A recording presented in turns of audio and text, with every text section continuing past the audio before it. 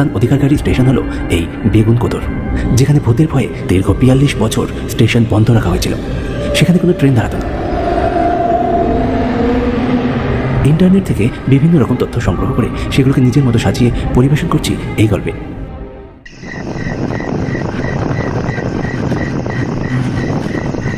Begunkodar station পুরুলিয়ার অযোধ্যা পাহাড়ের সন্নিকটে অবস্থিত। এই স্টেশনের নাম অনেকবার শুনেছি।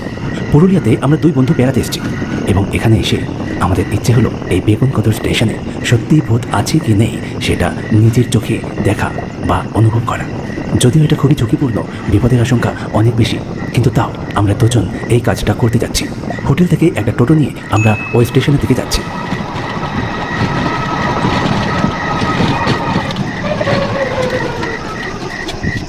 নিন গো দাদা, আমি এর বেশি আর যাবো না। এইবার আপনারা পায়ে হেঁটে চলে যান, বেগুনকোদরে পৌঁছে যাবেন। স্থানীয় লোকেরাও এই স্টেশনে যেতে ভয় পায়। সেখানে আমরা তো ট্যুরিস্ট, টোটো আমাদের বেশ অনেকটা দূরেই নামিয়ে দিয়েছে। কি আর করা, টোটো থেকে নেমে আমরা দুজন হাঁটতে শুরু করেছি।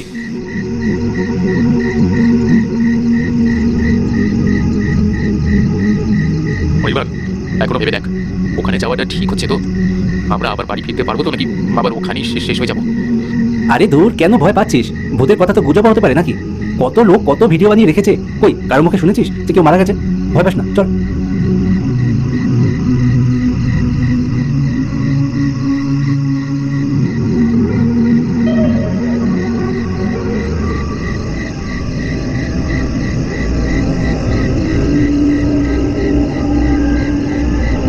কিছুটা হাঁটতেই পৌঁছে গেলাম সেই স্টেশনে।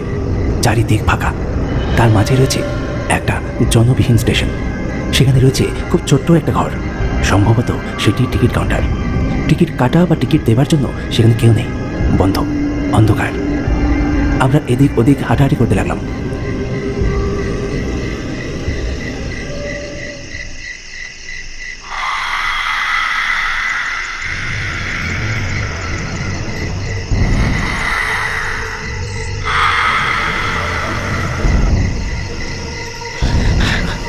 পরিবার আর কতক্ষণ হাঁটবো রে? কোথাও একটা বসলে হয় না? হ্যাঁ, সে বসলেও হয়। হাঁটতে হাঁটতে আমারও পা ব্যথা হয়ে গেছে, বুঝলি? চ, ওই টিকিট কাউন্টারের ভিতরে গিয়ে একটু বসি।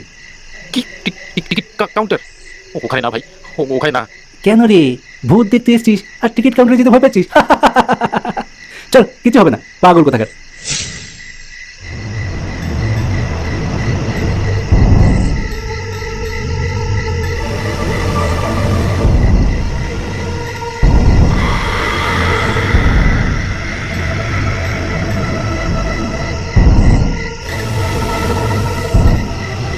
আমরা দুজন সেই টিকিট কাউন্টারের ভিতরে প্রবেশ করলাম।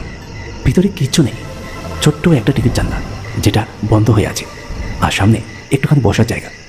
আমরা সেখানে গিয়ে বসে পড়লাম।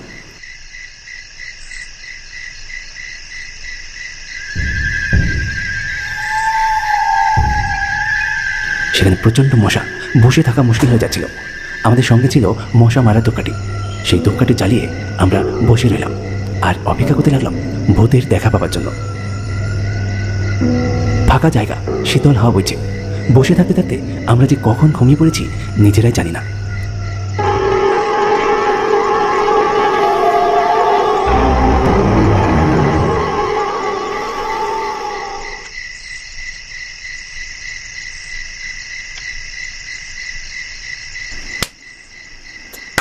কি মশা! উফ, কি মশা রে! এত মশা লাগছে কেন? ধুর, ধূপকাঠিটা কি নিভে গেল নাকি?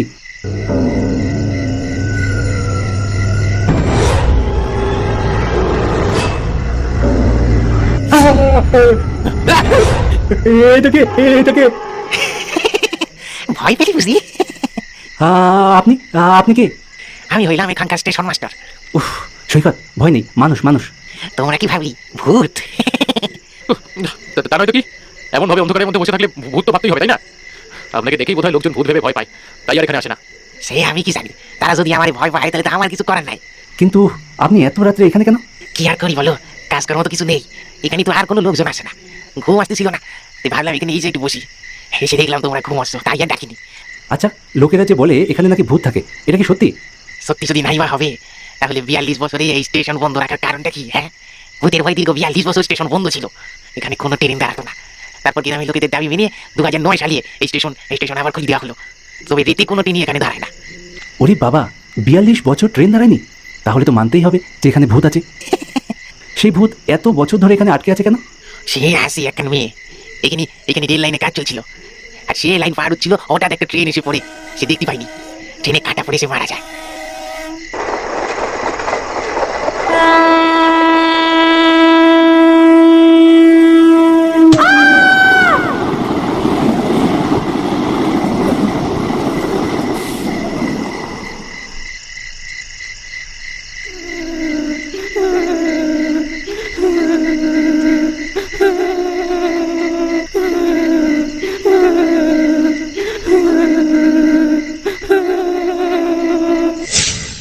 তখন থেকে সে আত্মা এখানে ঘুরে ঘুরে বেড়ায়, ট্রেনের সাথে দৌড়ায়, মানুষ দেখলে ভয় দেখায়। একজন স্টেশন মাস্টার, একটা স্ত্রী এখানে থাকে, তারা প্রায় তাকে দেখতে পায়। একদিন তাদের দুজনকে ওই মেয়েটার আত্মা কুয়োর মধ্যে ফেলে মেরে দিয়েছিল।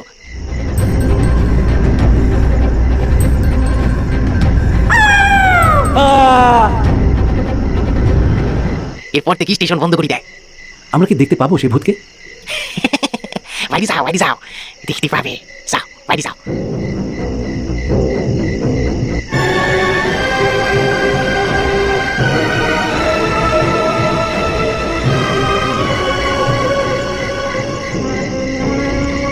আমরা বাইরে বেরিয়ে এলাম। লোকটার মুখে কাহিনীটা শুনে আমাদের খুব ভয় লাগছিল, তবুও আমরা বাইরে এসে দাঁড়াই, কারণ ভূত দেখতে এসেছি, ভূত দেখেই যাব, তাদের যা আছে কপালে।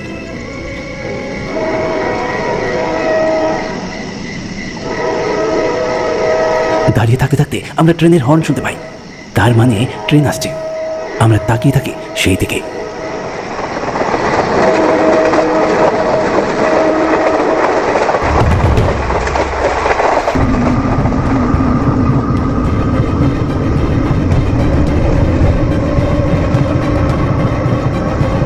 দূরে ট্র্যাক দিয়ে ট্রেন যাচ্ছে, আর সেই ট্রেনের পাশ দিয়ে দৌড়ে যাচ্ছে সাদা পোশাক পরা একটি মেয়ে। কোনো মানুষ ট্রেনের সাথে এইভাবে দৌড়তে পারে না, অসম্ভব। ভয়ে আমরা দুজন একে অপরকে জড়িয়ে ধরে কাঁপতে থাকি।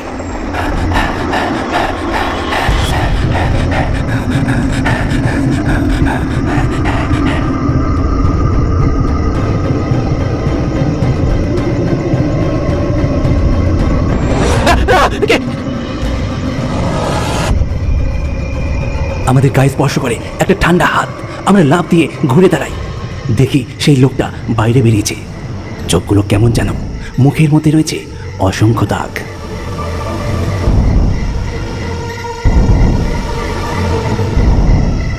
আপনি আপনি আপনার হাত এত ঠান্ডা কেন? কারণ আমি যে মরে গেছি বহু বছর আগে।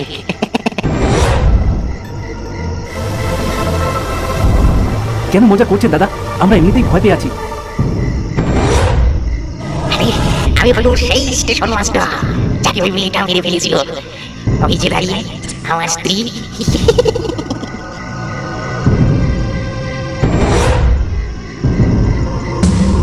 দেখলাম লোকটার চেহারা আরো বেশি ভয়ঙ্কর হয়ে উঠল। কিছুটা দূরে রয়েছে তার স্ত্রী, সেও খুব ভয়ঙ্কর।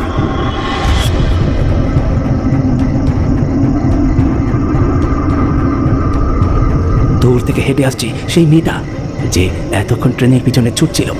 আমরা বুঝলাম আজ আমাদের নিস্তার নেই, এদের হাতে মরতেই হবে।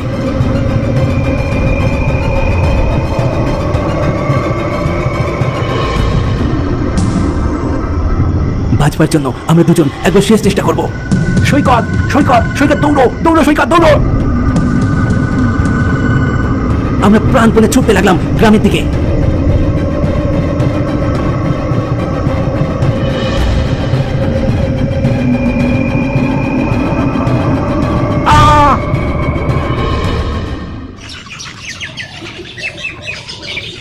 সকালে আমাদের জ্ঞান ফেরে দেখতে পাই সিমেন্ট বাঁধানো একটা ঢিপির ওপর আমরা পড়ে আছি। সামনে একটা ত্রিশূল পোতা, এখানে হয়তো গ্রামের লোকজনেরা পুজো দেয়। কালকের ওই ঘটনার পরেও আমরা যে বেঁচে আছি এটা বিশ্বাসই করতে পারছি না। ঈশ্বরই আমাদের রক্ষা করেছেন। বেগুনকোদর স্টেশনে এসে আমাদের এই অভিজ্ঞতা মনে